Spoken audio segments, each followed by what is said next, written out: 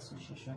Ne munnange Babie Kyagulanyi, muwandiisi ate mulwanirizi w'ettembe ly'abaana n'abawala. Entebbe Express eggaddwa waggulu.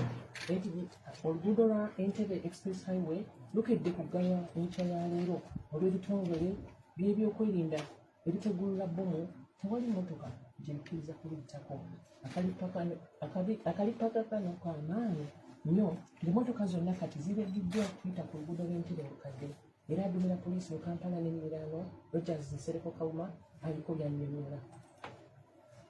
Kuno kutegeeza abantu bonna abakozesa ekkubo lya Express Entebbe Express nti waliwo aba bomb squad abalina bye banoonyereza ku kkubo eryo era nga traffic yenna divertingibwa okudda ku Entebbe Road enkadde okudda mu kibuga era n'okugenda Entebbe. Mugumiikirizeeko akalippagano kangi naye tugenda kulaba nti embeera yonna edda mu nteeko musobole okutambula kinnawadda naye kaakati ekyo kyekiriwo era nga tusaba mugondere abasirikale ba traffic babagamba okukola embeera bwe naabazze mu nteeko tujja kuddamu tubate kutambule nga bwe mulina okutambula. Mwebale nnyo, mwebalire ddala. Nga Uganda yeegasse ku nsi yonna okukuza olunaku lw'abakyala olwaleero. Abamu ku bakyala abakulembeze ku mitendera egy'enjawulo bawadde bannaabwe amagezi okukozesa tekinologiya aliwo okutandikawo wamu n'okuyitimusa emirimu gyabwe basobole okwongera okwekulaakulanya. Olunaku luno lutambulidde ku mulamwa muki obwenkanya mu bw'ensoma, sayansi ne tekinologiya olw'obwenkanya ku kikula ky'abantu. Ng'emikolo emikulu giri mu Sanga Town Council mu disitulikiti y'e Kiruhura. Minisita wa sayansi, tekinologiya n'ebyobugagga Dr. Monica Musenero Masanza agamba nti olunaku luno luteekeddwa okuyigiriza omwana omuwala okwettanira tekinologiya baleme kubirikira abalenzi. N'omwana w'obuwala olunaku luno lwakutukozera mulanga eggwanga lyaffe erya Uganda ne gavumenti ffenna batuwa omukisa okulaba nti lwe tusigala mabega bannange ku lunaku luno olw'abakyala naye ate nga lunaku lwakuzuukuka okulaba bintu ki bye tubadde tusigadde emabega. Ekintu ekimu gye tusigadde emabega kwokumanya n'okukozesa sayansi, tekinologiya n'obuyiiya. Mbadde ndaba ku results ezifuluma eza UNEB okuviira ddala ku primary abaana b'obuwala tetukoze bulungi sayansi ng'ab'obulenzi naye bannange sayansi si w'abasajja naffe abakyala tumusoma bataba bakubiriza twenyigire nnyo mu sayansi kubanga ebirimu egijja n'emikisa egijja giri mu sayansi. Dr. Ruth Business Kakasolo akulira projects mu kitongole ki Private Sector Foundation Uganda agamba nti omulamwa guno gujja kuyamba nnyo abakyala okumanya enkozesa y'emitimbagano okutunumbula wamu n'okutandikawo emirimu. Nti omutimbagano guno gwa internet oba ICT tusobola okukozesa ddala okukola ebyesuubizi gwe WhatsApp oba TikTok tukikozesa lugambo manye abakyala kuba tukozesa nnyo mu lugambo okuwuliriza olugaso okumanya olyambe yaani ebintu ebyo tubikozese okwekulaakulanya okunoonya obutale kubanga tusobola okumulisa ebyo bye tukola. Omukyala omulese guno ne bwaba nga talina dduuka mu Kampala bw'obeera nga olina embogo yawe osobola okukozesa omutimbagano gwa internet noba abantu ng'ebbogoya gyali n'egondo gyali n'essene mu gusa era nofuna abantu abadde ne bakugulako wuuli kakati olumubeera butamanya olumu kubeera bukiikiizi era kitya nti tulina okukozesa abaami etuyamba kuba abakyala bano abasinga betwogerako abamu abaami baabwe babayambe obeera omwami n'akuyambako ng'olina ky'okola. Rose Namayanja Nsereko amyuka ssaabawandiisi w'ekibiina kya NRM agamba nti abakyala bamanyi enkozesa ya tekinologiya bayambe nnyo bannaabwe okuyiga basobole okutambulira awamu. Mu Uganda abasawo abakyala bali ebitundu 37 bayinginiya bali ebitundu 7 abakubi ba plan oba architects bali ebitundu 2 butunula social media n'olwekyo digital divide abakyala bakyali mabega ku bya technology bw'otunuulira mu mirimu egiri mu gavumenti abakola mu bitongole ebirimu ICT abakyala bali ebitundu 31 abaami nga bali 68 n'okusoba. Ekirala nti ku social media ono mu kifo ky'okuvumirira social media twongere kunnyonnyola abantu n'abakyala bonna wamu nti social media tumukozesa tutya okufuna ssente, kubanga ensi endala zikozesa social media kufuna ssente so si lwalirwoka. N'olwekyo ogwaffe kwongera kubangula mwana muwala akozesezza atya social media okwejja mu bwavu ng'alanga byatunda ng'asomesezaako abantu n'ebirala ng'ebyo. Ye minisita omubeezi avunaanyizibwa ku tekinologiya ow'ekitiibwa Joyce Juliet Nabbosa Ssebugwawo agamba nti wadde nga enkola ey'okukozesa emitimbagano nnungi naye abakyala bateekeddwa okugyegendereza ennyo. N'olwekyo twebaza abakyala nti bagenze nnyo mu maaso mu kuyiiya, bakoze ebintu bingi nnyo baluka balima ebintu bingi basobola okuteeka ebintu byabwe bakola ku masimu gaabwe. Abakyala waliwo ekigambo ky'amasimu, wadde nga amasimu malungi nnyo gatuyamba kakati okwekulaakulanya, naye ate era amasimu tuleme galekera nnyo baana abato, kubanga ate kuliko ebintu ebitali birungi ku masimu kati betuzudde ate ebyonoona abaana baffe. N'olwekyo naddala abakyala kuba musinga okubeera okumpi n'abaana, mwegendereze nnyo amasimu gano, abaana engeri gye bagakozesaamu ate galeme kuboonoona. Ye Hajat Sofia Nalulejjuuko ssentebe w'akakiiko akalwanirizi k'obwenkanya aka Equal Opportunities Commission agamba nti abakyala waliwo bingi ebiteekeddwa okusooka okukolerwako mu ggwanga okusobola okuwa abakyala omwagaanya okweyagalira mu mulembe gwa digito.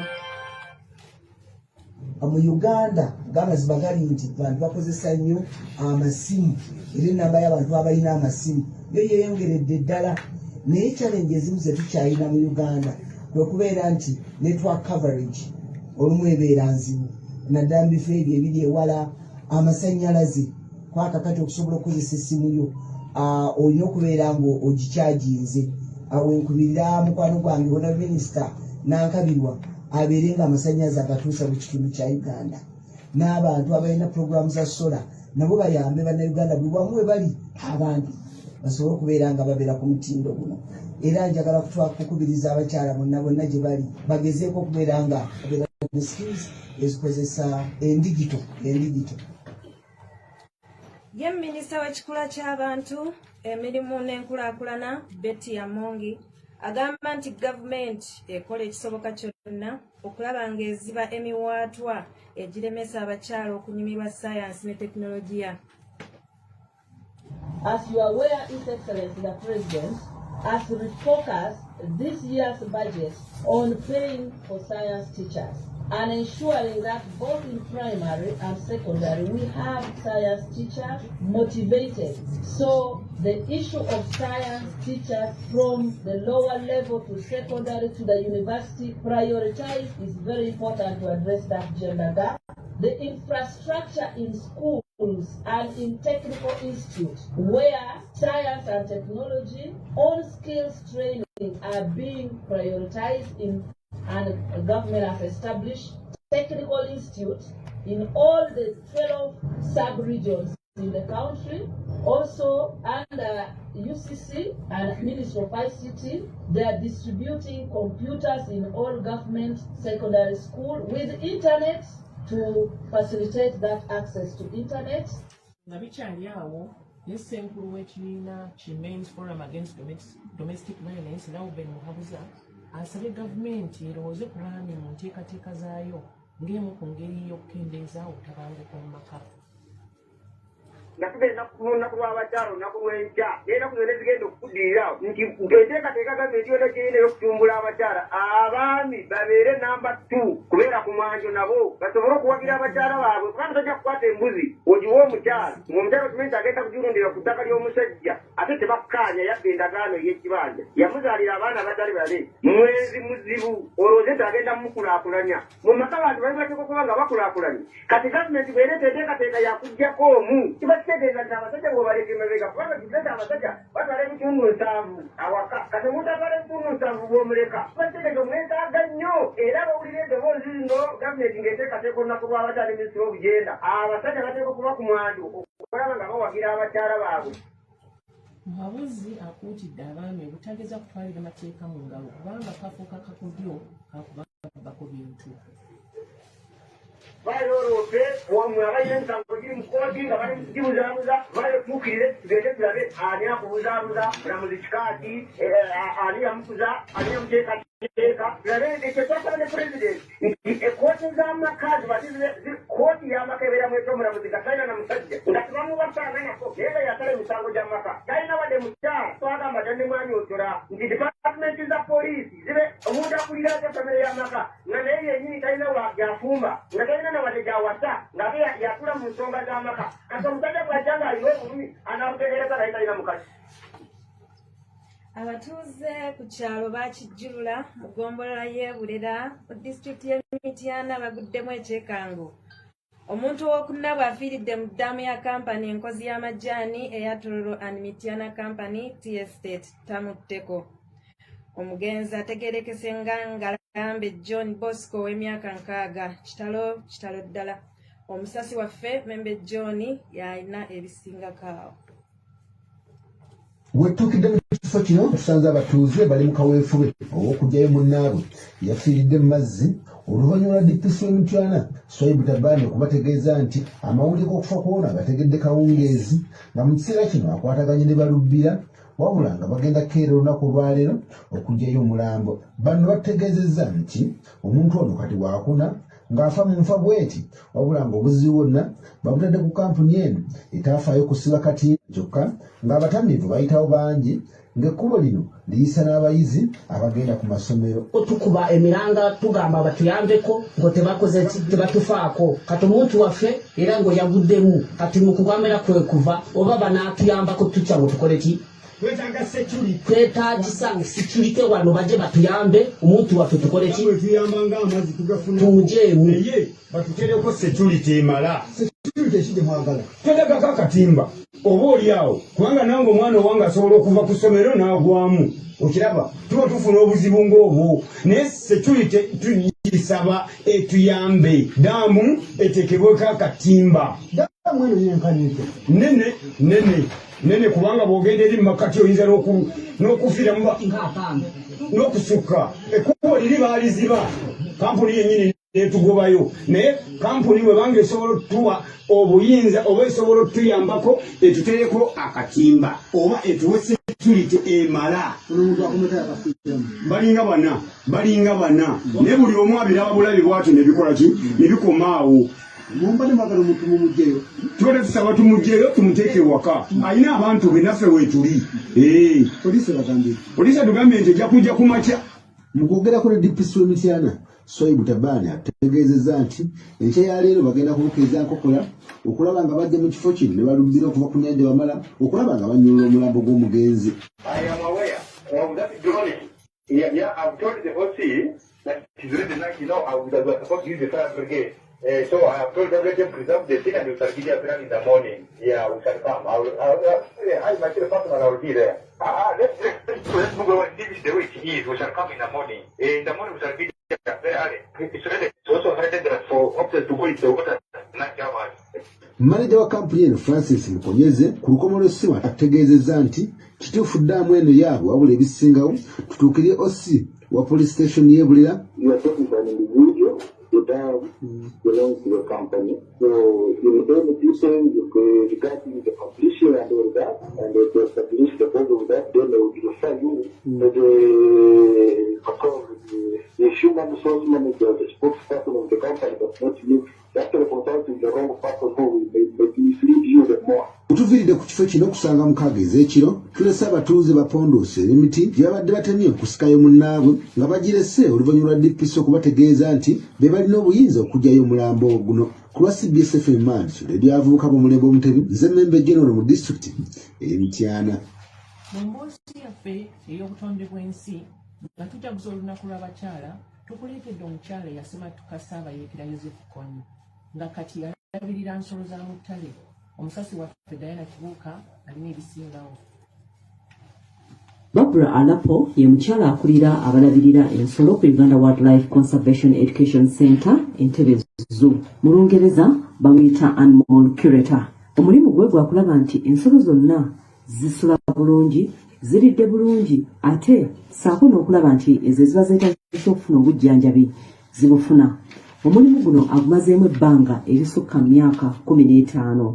Wabula katono ekirooto kye kino kye yeegomba okuviira ddala ku myaka 9 ekyokukola mu bisolo kife oluvannyuma lw'okuwambibwa Kony mu mwaka 1996 bwe yali asomera mu ssomero erya Aboke Girls. Okubawamba babajja mu doomu babajja mu class bajja mu doomu sawa zaali 6 gwali independence night bajja ne bamenya amadinisa ne bayingira mu class ali musinya kati bawanga okuva musinya wa mpaka sinya twasulanga mu nsiko twasulanga mu nsiko ate nga nti si nsiko nti eryawo nsiko nungi mugendera ddala eri mu nsiko gye mumanyi nti bagenda tuwali suspicion nti omuntu ali wali ate bw'oba ofumba omuka tegulina kulwezinga wanga omuka gulaga nti eri waliwo wali abantu jjukira ne enegundi UPDF nga naye yali etunoonya mu buwambe bwabuukayo otya twatoloka butolosi bagezako emirundi 3 gwasooka gwagaana balukwata ne bakizaayo ogwokubiri kuno batudde then ogwokusatu twasakisidinga naye nga tulinamu n'okutya omukufe yafuna nedayoluyakira omukutemanyi bagenda kukola biki wakusanga mutoloka mwavaayo mwena 30 twavaayo nze navaayo naye nabawala abalala 2 abasigadde ne bakola bati kati abasigala kale buli omu yafunanga engeri ey'okuvaayo naye nga mulimu abalala 15 batwala direct Sudan kazini yatwaliwe kaminga alapo yamala n'addayo ku ssomero okutuukira ddala Makerere gye yasomera omulimu guno ogw'okulabirira obutonde naddala diguri 2 era nga gumweyagaza. Ekintu Katonda kyatuwadde kirungi nnyo butonde era ensolo zezimu kino tulina ozikuuma kati okizikuuma obulungi nakyo kitufikira okukola ki okuuma talina buugi bwanywa mweno ensolo muziwa obuugi zirina kunywa sukaali zirina kunywirako amagi eryenvu supplements calcium biki kati mweze tumusobola giwa muntu naye ate ensolo zibirya anti kati ffe tuli mu nsolo era tuliga n'abalala abali mu malwaliro amalwaliro ga gavumenti byonna gye bali basomere ku ffe bwe baleeta eddagala ly'omulwadde baliwo omulwadde era ku budde amazima gennyini ku lwa 89 akatonyeze Biremani so radio y'abavubuka b'obunene mu Mutebi ndi Diana Kibuuka. Business News amawulire g'ebyobusuubuzi wano ku 89 akatonyeze Biremani so Business News amawulire g'ebyobusuubuzi.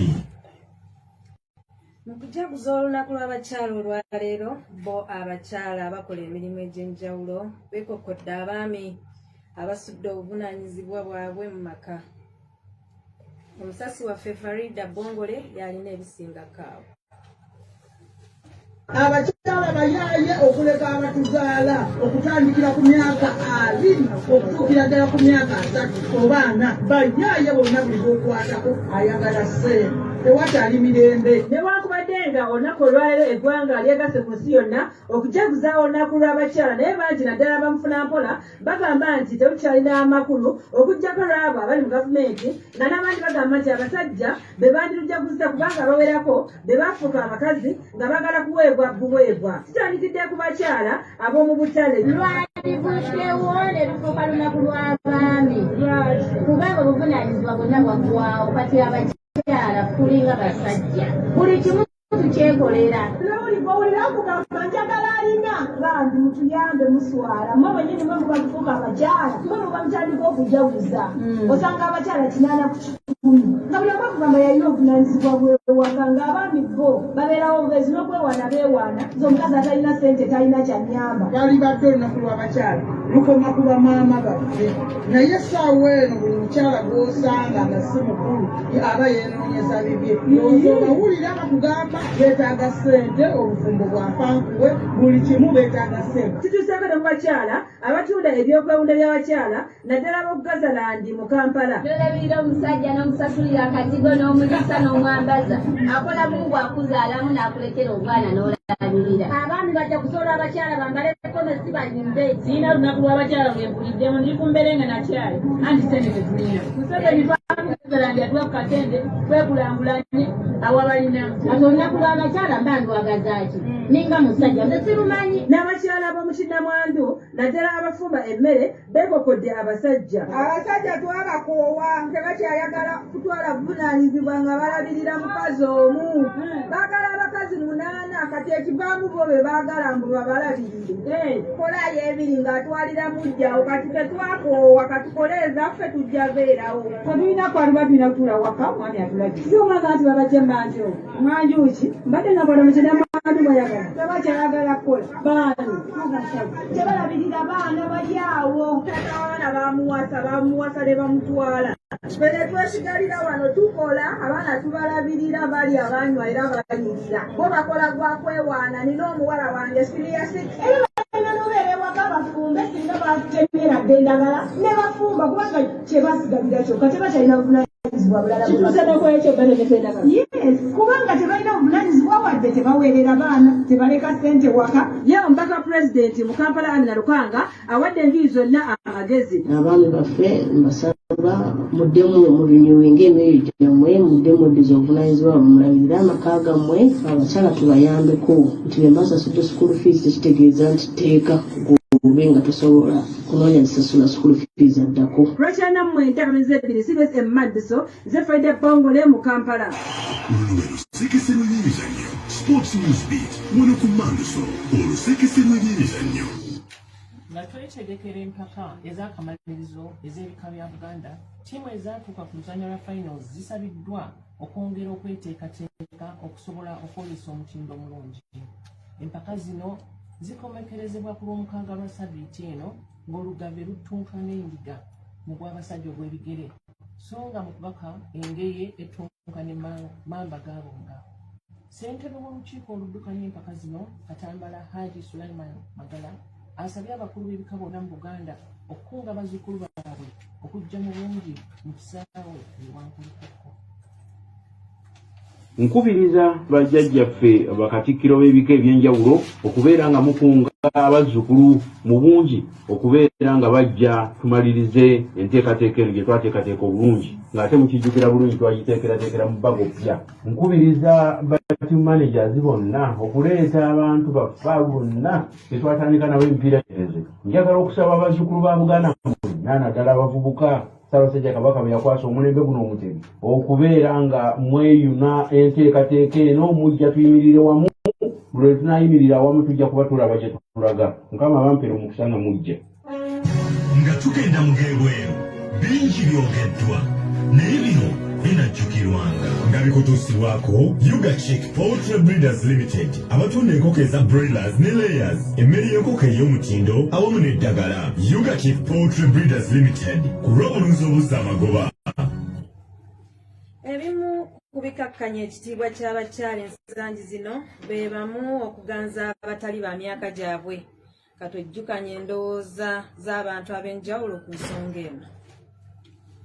Abakazi nebabizuula binno tebalina kwambala mpale obufumbo bujja kuddamu butereere. Osobola okuba nti omuteekamu emitwalo egiwera ebiri ebiro obesatu mu lunaku. Osobola okuba ng'osobola okugula omutwalo ku mulimu n'omudropinga webadde akozesa omutwalo ogwa mu lunaku nga takuteekamu naye ng'alina akalenzi kamu ekumi ettaano n'agamba nti oyo ye mwami. Nkugambye amaka 10 kizibu okusangako amaka wadde erimu ng'essimu y'omwami n'omukyala zikwatagana.